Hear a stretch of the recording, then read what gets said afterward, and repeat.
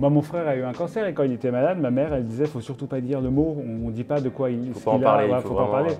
Et tu vas dire, bah, en fait, si, il faut en parler, c'est important de dire le mot cancer. Et d'ailleurs, après, on a bien vu quand on est parti après pour chercher des partenaires financiers sur le film, c'était un peu compliqué parce que personne voulait parler de ça. Je leur disais, mais si avec une comédie, on va en rire.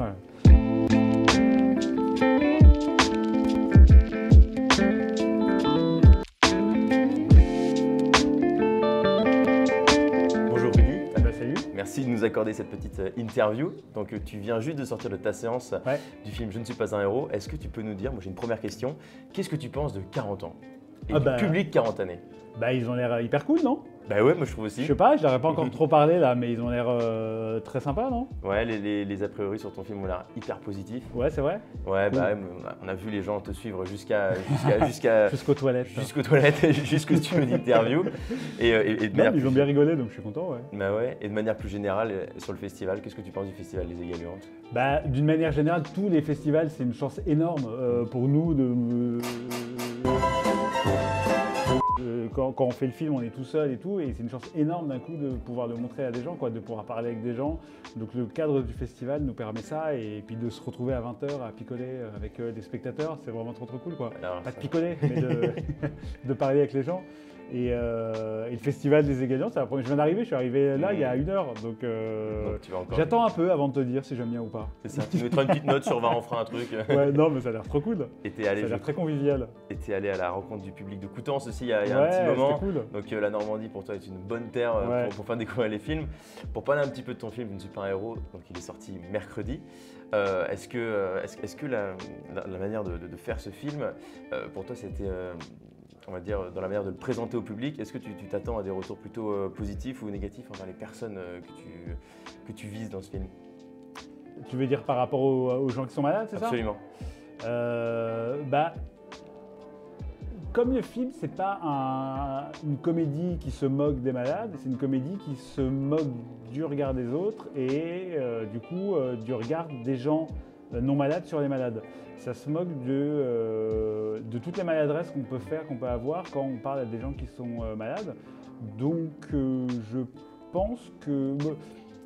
Par exemple, il y a des comédiens qui sont vraiment malades dans le film, enfin, des personnages qui sont malades, et j'ai fait appel à des comédiens qui sont malades.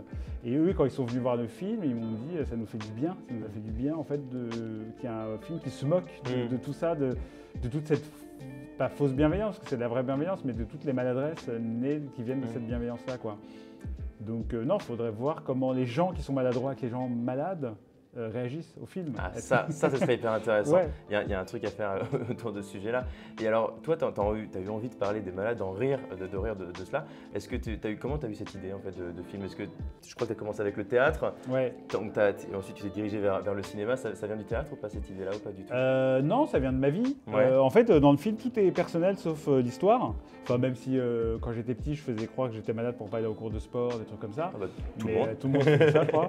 Mais non, c'est venu de ça où j'ai côtoyé des gens qui étaient malades et effectivement, on n'est pas du tout éduqué dans la société à parler aux gens qui sont malades. On ne sait pas du tout comment faire, quoi. Donc il y a une espèce de tabou globalement. Moi, mon frère a eu un cancer et quand il était malade, ma mère, elle disait, faut surtout pas dire le mot. On ne dit pas de quoi il Faut pas en parler, ouais, faut faut pas en vraiment- parler. Et tu vas dire, bah, en fait, si, il faut en parler. C'est important de dire le mot cancer. Et d'ailleurs, après, on a bien vu quand on est parti après pour chercher des partenaires financiers sur le film, c'était un peu compliqué parce que personne voulait parler de ça. Je leur disais, mais si avec une comédie, on va en rire. Le but, c'est vraiment de se moquer de tout ça, là, de la bienveillance, C'est ça. de cette truc d'espèce de tabou qu'il y a sur la maladie, quoi. Si on revient juste sur le titre du film, Je ne suis pas un héros, comme ça parle aussi du mensonge, parce que le comédien principal a quand même suit un mensonge important. Est-ce que pour toi, donc, est-ce qu'il faut mentir pour réussir, ou est-ce qu'il vaut mieux ne pas mentir pour réussir? Voilà, c'est ma question qui était mal tournée, mais Non, elle était très bien tournée, ta question. Hein. Non, bah, c'est justement ça, le thème du film. Le vrai thème du film, c'est ça. C'est-à-dire Plus que la maladie. Ouais, la maladie, c'est pas le thème. Ça fait le regard des gens sur la maladie, c'est un des thèmes sur le regard des autres. Et le thème du film, c'est les apparences et le regard des autres. Et tout ce qu'on est prêt à faire comme saloperie pour se faire accepter des autres. c'est ça. Comment même quelqu'un de très gentil peut en venir à se comporter de manière complètement immorale à cause de la pression sociale, à cause de la pression des autres, à cause de la pression de la réussite et tout ça, quoi. Et du coup, comment même quelqu'un de gentil est prêt à se comporter de manière très lâche juste pour avancer dans sa vie, quoi. Et se retrouver piégé aussi au milieu de ce mensonge parce qu'il s'engouffre petit à petit dans des étapes longues pour au final avoir ce qu'il veut. Et il y a aussi un autre regard qui est posé, je pense, sur les gens qui sont jugés comme différents. Tu dis souvent, moi je joue un bout de bois qui prend tous les sentiments, toutes les émotions. Est-ce que ce rajout de personnage que tu interprètes, ça vient aussi, donc j'imagine, de ta vie, mais cette idée-là de vouloir interpréter ton propre personnage, ce rôle-là, est-ce que c'est par rapport aussi à des exemples que tu as connus, des gens que tu vois qui ont du mal à s'insérer dans la société? C'est parti de moi encore, c'est parti d'un fantasme que j'avais où pendant très longtemps, pendant toute l'adolescence, j'ai eu du mal à gérer mes émotions, je n'avais pas appris à faire ça, quoi. Et du coup, je suis, tu vois, un truc d'hypersensible, quoi, où d'un coup tu te mets à pleurer, tu sais pas trop pourquoi, d'un coup tu es en colère, tu sais pas trop pourquoi, donc et les gens le perçoivent très mal, ça. Donc moi, ensuite, quand j'ai vu que pendant l'adolescence, tout ce surplus d'émotions était très mal perçu, et je me suis devenu un bout de bois, je me suis forcé à anesthésier toutes mes émotions. Ouais. Et bon, après, il y a les psychanalystes qui t'aident à gérer tes émotions d'une manière plus saine que quand tu es anesthésiant. Mais du coup, c'est parti d'un fantasme, d'une idée de se dire que ça doit être reposant de rien ressentir. Ça te permet de mieux avancer dans ta vie, quoi. Et aussi, globalement, c'est-à-dire de ne plus avoir peur du regard des autres. Quelle est la conséquence de ne plus avoir peur du regard des autres? C'est quand même, ça doit être hyper reposant. Et au final, c'est Twitter. Non, mais c'est vrai, oui, ça donne Twitter. Et Twitter où tu lis les trucs. Et moi, je suis effaré de voir toute cette haine gratos tout le temps, ces messages de haine. Et en fait, c'est des gens qui sont complètement, qui ont plus d'émotion, quoi. Je me dis. Plus envie de ressentir les choses, quoi. Donc, ils sont juste prêts à... Twitter, c'est un bon échantillon de ce que serait le monde si plus personne n'avait d'émotion, quoi. Et je pense que ça serait bien la merde. Écoute, est-ce que ce serait bien le sujet de ton prochain film? Ouais, pourquoi pas, ouais. Parce que tu as dit que tu as travaillé dessus pendant 10 ans, j'imagine que tu as fait plein d'autres choses pendant ces 10 années.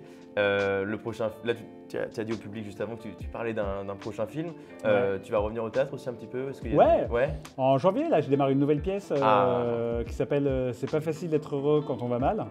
Super. C'est une comédie sur la dépression, sur la solitude. C'est comment tu fais quand tu habites dans une grande ville et que tu veux être heureux, mais qu'on est les uns sur les autres et que le rythme de la vie fait que tu peux pas être heureux. Voilà.